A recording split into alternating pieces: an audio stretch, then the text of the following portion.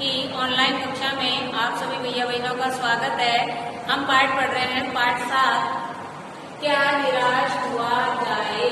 क्या निराश हुआ जाए पाठ के लेखक हैं हजारी प्रसाद द्विवेदी जी, जो कि एक गंभीर विषय के निबंधकार और गंभीर विषयों के लेखक थे, और जिन्होंने ये पाठ भी हमारा लिखा क्या निराश हुआ जाए, जिसके माध्यम से हमें बताया है कि किस प्रकार से लोग ईमानदारी से दूर होते जा रहे हैं, लेकिन फिर भी आज हमारे देश में ईमानदारी बची हुई है।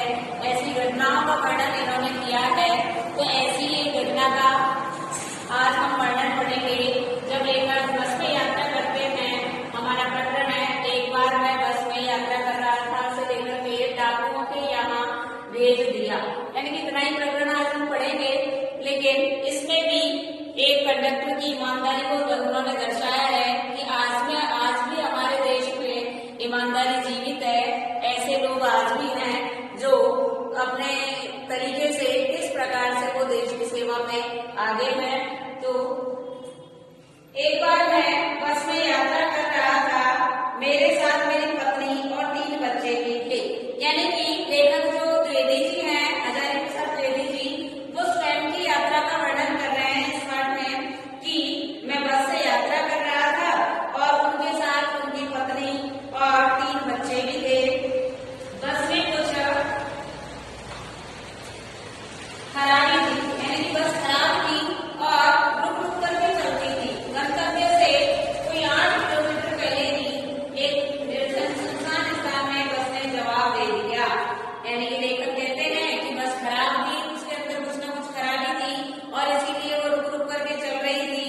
और गंतव्य क्या होता है, जहाँ उनको पहुंचना था, जिस स्थान पर बस को जाना था और बस में बैठे हुए लोगों को जहाँ पहुंचना था, यानी उनकी जो मंजिल थी, वहां से 8 किलोमीटर पहले ही एक निर्जन सुनसान स्थान में बस ने जवाब दे दिया। निर्जन यानी बिल्कुल एकांत, जहाँ कोई लोग नहीं रहते हैं, सुनसान, जहाँ बिल्कुल सुना है, जंगल। रात के कोई 10 बजे होंगे और समय कितने बजे का था? रात के 10 बजे का समय हुआ। बस में यात्री घबरा गए। अब रात के समय में जब बस खराब हो जाए और यात्री उसमें बैठे हुए हों और सुनसान जंगल हो, तो ऐसे स्थान पर सभी को डर लगता है। सभी यात्रीगण घबरा गए। कंडक्टर उतर गया और जो बस का कंडक्टर था, किराया लेने वाला, वो वहां से उतरा और एक साइकिल लेकर चलता बना। वो एक साइकिल लेकर के चला गया वहां से। अब लोगों के मन में संदेह हो गया, लोगों के मन में ये बात शक कर गई कि हमें धोखा दिया जा रहा है। लोग क्या सोचने लगे कि हमें धोखा दिया जा रहा है। बस में बैठे लोगों ने तरह तरह की बातें शुरू कर दी। धोखा किस प्रकार का कि यहाँ लाकर के बस को रोक दिया सुनसान जंगल में, और अब हो सकता है ये हमारे साथ किसी प्रकार की धोखाधड़ी करे। हमारे पास सामान है, पैसे हैं, औरतों के पास जेवरात थे, तो हो सकता है लूटपाट भी हो सकती है ऐसी रात्रि में, वरना यहाँ बस को रोक करके। और कंडक्टर क्यों चला गया है यहाँ से? कंडक्टर के जाने से उनके मन में संदेह हो गया। बस में बैठे लोगों ने तरह तरह की बातें शुरू कर दी। किसी ने कहा यहाँ डकैती होती है, कोई क्या कहने लगा, कोई व्यक्ति तो कहने लगा यहाँ डकैती होती है। अभी 2 दिन पहले ही इसी तरह बस को लूटा गया था, परिवार सहित अकेला मैं ही था। कौन था परिवार सहित अकेला? लेखक जो थे द्विवेदी जी, वो अपने परिवार के साथ अकेले व्यक्ति थे। तो बच्चे भी थे उनके और उनकी पत्नी थी और वो स्वयं उनके संरक्षक के रूप में थे। बच्चे पानी पानी चिल्ला रहे थे, बच्चों को प्यास लग गई थी, पानी का कहीं ठिकाना नहीं था। यानी सुनसान ऐसे वीरान एकांत स्थान पर पानी कहाँ से आता?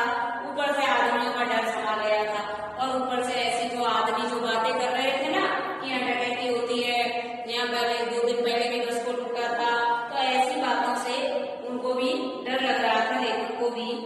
कुछ नौजवानों ने ड्राइवर को पकड़कर मारने पीटने का हिसाब बनाया, और जो कुछ नौजवान नवयुवक थे, उन्होंने क्या बना लिया कि हम इस बस के ड्राइवर को पीटेंगे। ऐसा मारने पीटने का उन्होंने अपना षड्यंत्र रच लिया कि हमारे साथ धोखा करेगा ये, इसलिए हम इसको मारते पीटते हैं। बस वाला भी बेचारा क्या करे, ड्राइवर के चेहरे पर, जो ड्राइवर था उसके चेहरे पर हवाइयां उड़ने लगी यानी घबराहट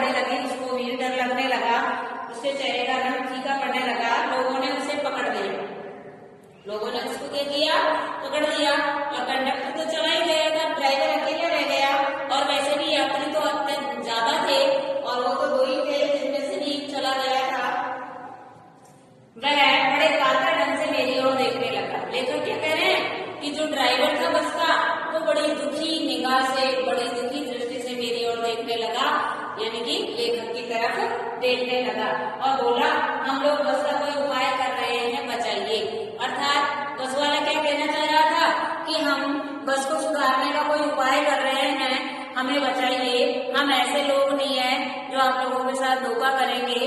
इसलिए वो बस वाला उसकी लेखक की तरह बड़े दुखी दृष्टि से देख करके कहता है कि मुझे बचा लो, कोई तो मुझे बचाए, ये लोग मारेंगे। डर तो मन में था पर उसकी कातर मुद्रा देखकर मैंने यात्रियों को समझाया। लेखक क्या कहते हैं कि डर तो लेखक के मन में भी था कि कैसे भी हो सकता है, क्या मालूम हमारे साथ धोखा भी हो सकता है, डकैती 2 दिन पहले ही हुई है, तो ऐसा मन में तो पहले ही डर था लोगों के कहे अनुसार। तो इसलिए वो क्या करता है, उसकी दुखी मुद्रा देख करके यात्रियों को समझाने लगते हैं लेखक कि मारना ठीक नहीं है, ड्राइवर जो है इसको मत मारो। परंतु यात्री इतना घबरा गए कि मेरी बात सुनने को तैयार नहीं है। लेखक क्या कहते हैं कि यात्री तो इतना घबरा गए थे कि लेखक की बात सुनने के लिए भी तैयार नहीं थे।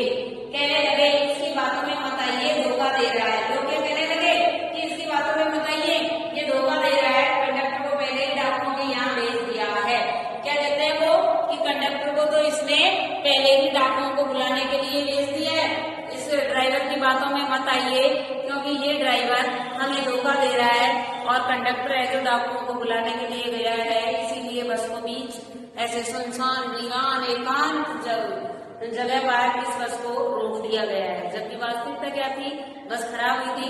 आगे का हम अगले प्रकरण में पढ़ेंगे।